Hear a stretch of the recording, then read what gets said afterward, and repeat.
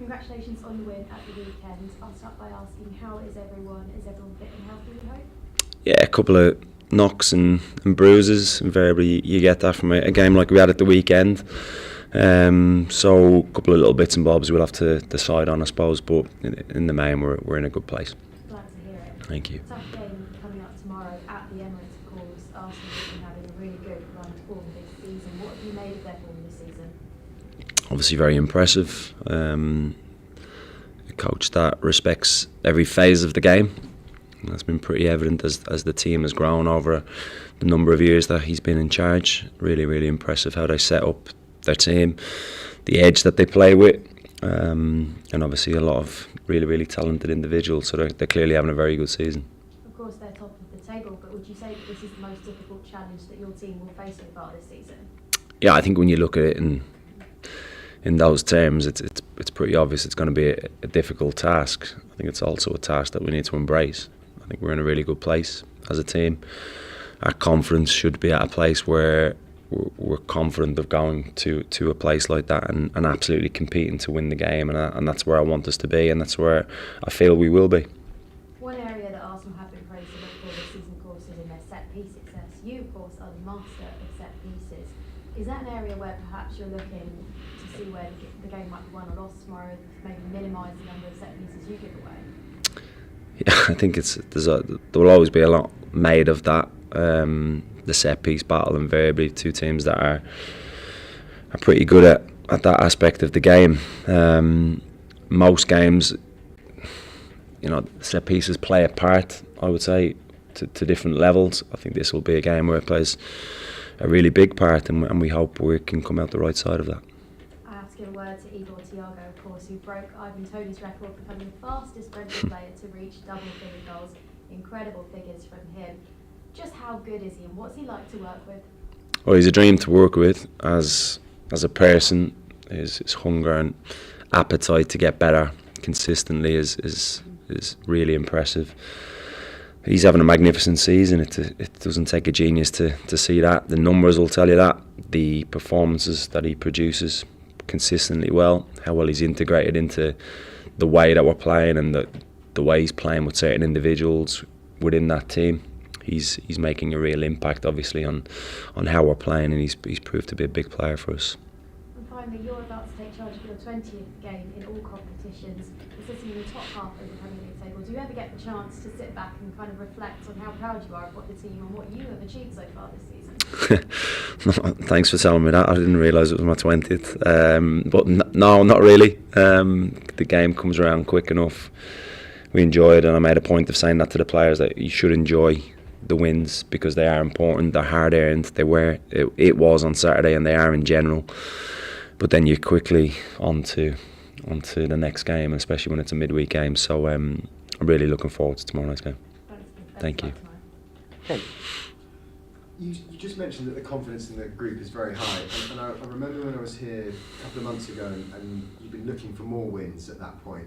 You said it can change in your favour very quickly. Can it also change the other way, potentially now going forward, just as quickly? Yeah, I think that's sport, and that's especially top level sport, I would say. The way a game can go, performances, results, they tend to tie in together, I think, over a period of time. I think we need to be very understanding of what we're going into tomorrow night, which will be a very difficult game, clearly, but I do feel we should, and we've earned the right to go in with a level of confidence, knowing that it's going to be a difficult task. But if we do what we can do very well, I think we can cause them a lot of problems.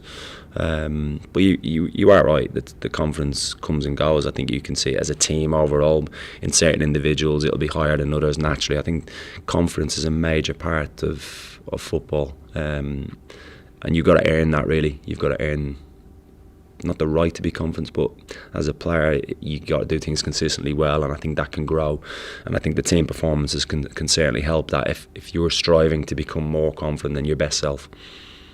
You said also Mikel Arteta respects every aspect of the game. Is that how you see yourself, perhaps as a coach, with similar philosophies? I certainly respect every phase of the game, yeah, and try and pay attention to every aspect of it. Some weeks you can't get as much in as you would like, naturally, because of the time on the grass and the time constraints, and you have to focus and prioritise certain areas of each particular game. But I do feel that he is a coach that isn't just obsessed with what they do with the ball. Very, very good without the ball. Set pieces obviously has been a huge part of their culture over the last few seasons. So yeah, a lot of admiration for the way he sets his team up. Obviously everybody knows they don't concede many, particularly at home. No doubt if you haven't already, you will be looking at the best ways to try and disrupt that. Yeah, tough nut to crack for sure. Don't concede too many, don't concede too many opportunities. So again, they're very hard earned in terms of what the opposition have had to do to expose them at certain stages. But we're a team that quite fancies ourselves in terms of how we can affect the opposition and make it a little bit uncomfortable for them at times, and that's what we'll be hoping to do tomorrow night. Most of your points have come at home so far this season. In order to try and fix away form, if you like, is there anything different you would do than, say, if your home form was suffering, or would it just be do better and the same processes? Yeah, I think the processes and the way you work have to remain consistent. Going into certain games and going into a congested period of the season, you'll naturally look at different ways of playing against the different opposition and what they pose. But I am a firm believer in trying to be consistent about how we work, why we're doing things, what's brought us success, and obviously how we can progress things and tweak things as we go. And just lastly, your predecessor, when he was sat here, often used to say, in terms of season, if you asked him about points during the season, points in the table, I should say, during the season, he'd always say, well, when we get to 30, that's when I'm happy, because it basically means that we've avoided relegation. That was always the first kind of aim. Is that sort of the way you saw it when you took the job, and even now? No, not really. I haven't looked at a points target, a points tally, X amount of games. I'm very much focused on the next one and the bits that go on in between, and I think that can quickly get ahead of you. I was very forthright with that going into the Burnley game last week with the players and the staff, that I didn't want any talk of Arsenal and what was going on after Burnley. Burnley was a big game for us. We knew that, and everybody had to feel that. So no, I don't tend to put points tallies on it, but the sooner we do get to 30, the better. Okay, thanks. Thanks, Shay. Anyone else for? Yes, Jeff. Hi, Keith. Hey. Arsenal have just beat Tottenham and Bayern Munich and drawn with Chelsea in the space of a week, and they're obviously top of the league. Do you think that they are clearly the best team in Europe? I don't watch all European leagues. I wouldn't be able to give you a qualified opinion on that. I've watched them a lot since the Burnley game has finished, and I can tell you they're a very good team. Outstanding individuals, the way they're set up without the ball, like I've just touched on, and it's going to be a really difficult game for us. But yeah, watch the Bayern Munich game, and obviously Bayern Munich are a pretty good side, and they deservedly won that game. And you spoke about obviously the amount of goals they've conceded. A lot of those games they were with Gabriel and Saliba. They're going to be without both of those centre backs against your side. Is that a position of the pitch that you're looking to potentially exploit, that new partnership with Hincapi and Mosquera? I think they did particularly well on Sunday against Chelsea. There are obviously two players that have been recruited that they feel are going to be big players for them, and I thought they slotted in really well. The two players you mentioned, obviously Gabriel and Saliba, have been a mainstay, haven't they, for a good couple of years now. So and a very, very good partnership. But we'll see what their team brings tomorrow night. Thank you. Thank you. Yes. Hey. I wanted to talk about Dango, Iithara and Frank Onyeka. Obviously they're going to Africa later this month. How do you as a side prepare for that, for their losses?